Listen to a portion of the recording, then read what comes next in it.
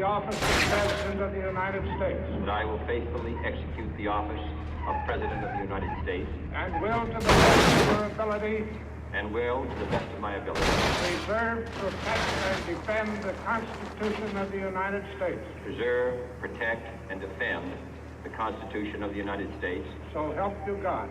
So help me God.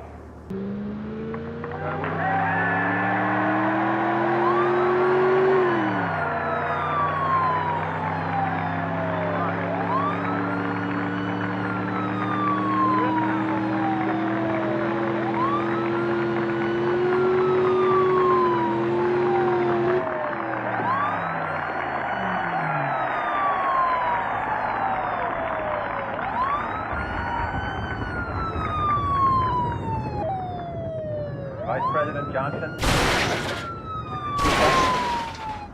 Mr. Chief Justice, President Eisenhower, Vice President Nixon, President Truman, Reverend clergy, fellow citizens.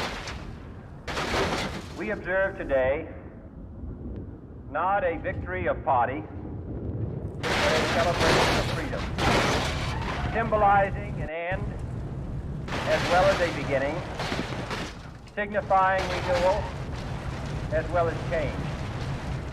For I have sworn before you and Almighty God the same solemn oath our forebears prescribed nearly a century and 3/4 ago. The world is very different now, for man holds in his mortal hands the power to abolish all forms of human poverty and all forms of human life. And yet the same revolutionary beliefs for which our forebears fought are still an issue around the globe. The belief that the rights of man come not from the generosity of the state, but from the hand of God. We dare not forget today that we are the heirs of that first revolution. Let the word go forth from this time and place to friend and foe alike that the torch has been passed to a new generation of Americans born in this century, tempered by war, disciplined by a hard and bitter peace, proud of our ancient heritage, and unwilling to witness or permit the slow undoing of those human rights to which this nation has always been committed and to which we are committed today at home and around the world.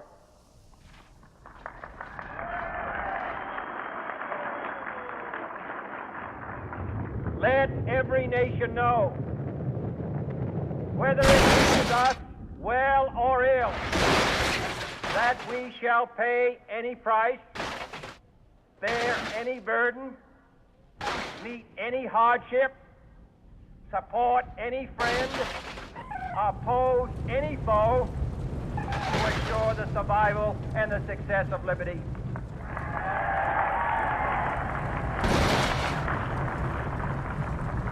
This much we pledge and more. To those old allies whose cultural and spiritual origins we share, we pledge the loyalty of faithful friends. United, there is little we cannot do in a host of cooperative ventures. Divided, there is little we can do, for we dare not meet a powerful challenge at odds and split asunder. To those new states we welcome to the ranks of the free, we pledge our word that one form of colonial control shall not have passed away, merely to be replaced by a far more iron tyranny. We shall not always expect to find them supporting our view, but we shall always hope to find them strongly supporting their own freedom, and to remember that in the past, those who foolishly sought power by riding the back of the tiger, ended up inside.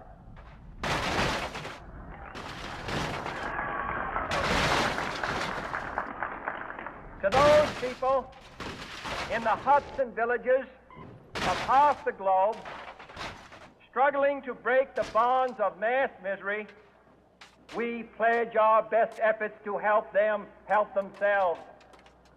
For whatever period is required, not because the communists may be doing it, not because we seek their votes, but because it is right.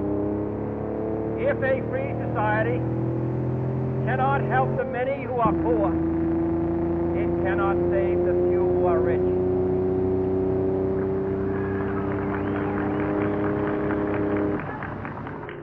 To our sister republics, south of our border, we offer a special pledge to convert our good words into good deeds.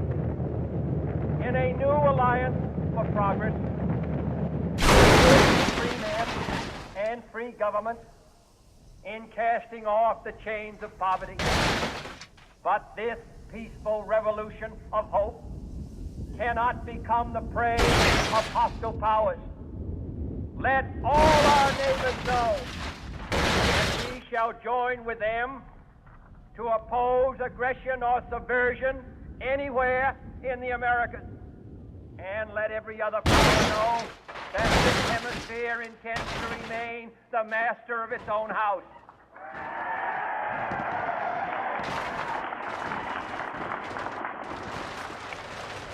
To that World Assembly of Sovereign States, the United Nations, our last best hope, in an age where the instruments of war have far outpaced the instruments of peace, we renew our pledge of support to prevent it from becoming merely a forum for invective, to strengthen its shields of the new and the weak, and to enlarge the area in which its writ may run. Finally, to those nations who would make themselves our adversary, we offer not a pledge, but a request. Let both sides begin anew the question. Before the dark powers of destruction, unleashed by science, engulf all humanity in planned or accidental self-destruction. We dare not tempt them with weakness, for only when our arms are sufficient beyond doubt can we be certain beyond doubt that they will never be employed. But neither can two great and powerful groups of nations take comfort from our present course, both sides overburdened by the cost of modern weapons, both rightly alarmed by the steady spread of the deadly atom, yet both racing to alter that uncertain balance of terror that stays the hand of mankind's final war. So let us begin anew, remembering on both sides that civility is not a sign of weakness, and sincerity is always the truth. Let us never negotiate out of fear, but let us never fear to negotiate.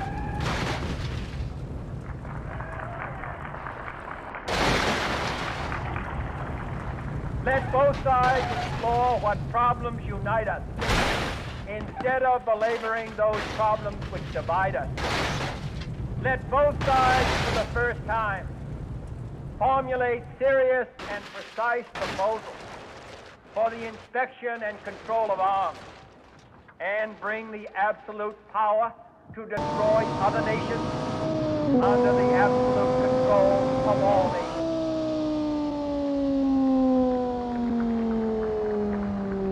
Let both sides seek to invoke the wonders of science instead of its terrors.